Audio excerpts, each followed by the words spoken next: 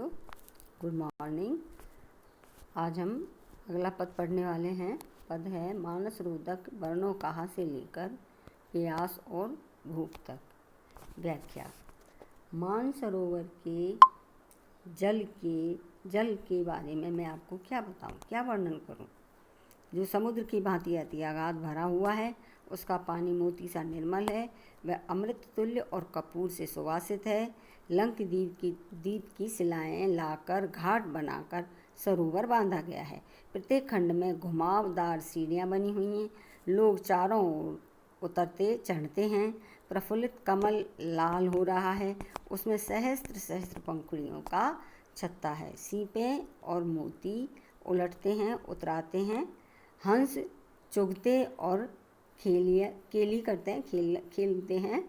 पाताल को खोदकर पानी वहाँ हंस निकाला गया है, मानो बड़े क्षीण समुद्र से पानी को निकालकर लाया गया है। ऊपर चारों ओर पाल है, सब वृक्षों में अमृत जैसे फल लगे हुए हैं और सरोवर का ऐसा रूप देखकर देखने वाले की भूख और प्यास भी चली जाती है। अगला पद है विद्यार्थियों, तालाब बरन नहीं जाहि से लेकर जल भेदी तक। व्याख्या। तालाब और ताल, उनका वर्णन नहीं किया जा सकता, जिनके आर पार कुछ सूझ ही नहीं पड़ता। चमकदार सफ़ेद कुमुद पुष्प खिले हुए हैं, मानो आकाश में तारे उदित हैं। मेघ उतरते रहते हैं और पानी लेकर फिर ऊपर चढ़ जाते हैं। बिजली के वर्ण और चमक की मछलियाँ चमकती हैं। पक्षीगण साथ साथ तैरते हैं, जो कि सफ़ेद पक्षी हैं, पीले और लाल रंगों के हैं। चकई और चकवे केली करते हैं। रात्रि के वियोग के कारण ये दिन में मिल जाते हैं। उल्लसित सरस युग्म बोलते हैं। उनका जीवन मरण एक पास एक ही साथ होता है। सोन, ढेक, बग, लेदी आदि जल पक्षीगण भी वहाँ बोलते रहते हैं। जल भेद करने वाली केवल मछली ही मौन रहती है। उन तालों में जो अमूल्य रत्न हैं, वे दिन में ही जलते दीपकों की भांति चमकते हैं। वहाँ जो गोताखोर होगा, वही उन मोतियों को निकाल कर प्राप्त कर सकता है, जिसके ये मुक्ता रत्न आदि होते हैं। अगला पद है विद्यार्थियों, आस पास बहु अमृत बारी से लेकर सींचहि अमृत बेली तक। व्याख्या। आसपास अनेक अमृत वाटिकाएं हैं, जो पूर्णतः फूली हुई हैं। उनकी रखवाली होती है। नारंगी, नींबू, सुंदर जंभीर, बादाम और अनेक प्रकार के अंजीर, गलगल, चकोतरे तथा शरीफे फले हैं। नारंगियाँ बहुत लाल और रस भरी हैं। नए पत्तों पर किशमिश और सेब फले हैं। अनार और दाख को देखकर मन अनुरक्त हो जाता है। सुहावनी लवली लगी हुई है और केला की धौरी झुक रही है।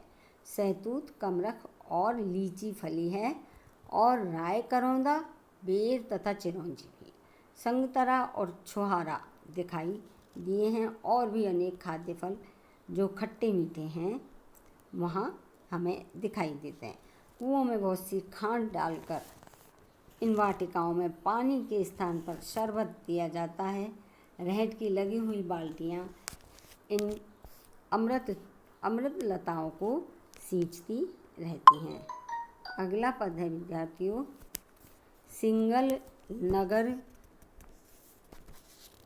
देख पुनिवासा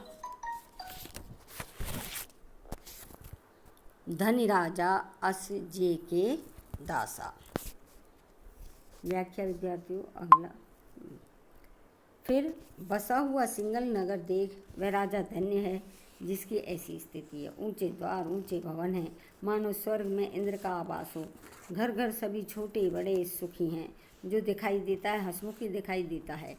चंदन के चबूतरे सजाकर बनाए गए हैं और जो अगरू, मेद और गोरोचन से पके हैं। सब चौपालों पर चंदन के खंभे हैं। सभा में पीठ टेक कर सभी बैठे हुए हैं, मानो देवताओं की सभा जुड़ी हो, मानो इंद्र के राज्यासन की पूरी अमरावती दिख पड़ी हो। सभी गुणी पंडित और विज्ञ हैं, सबके मुखों के लिए तो संस्कृत बोलना तो सामान्य बात है, अर्थात सभी सरलतापूर्वक बोल सकते हैं। भवन इस प्रकार के संवारे गए हैं कि मानो अनुपमेय स्वर्गलोक हो। घर घर में पद्मिनी नारियां अपने रूप के दर्शन से सबको मोह लेती हैं। विद्यार्थियों, आज इतना ही, अगला पद आगे पढ़ेंगे। धन्यवाद।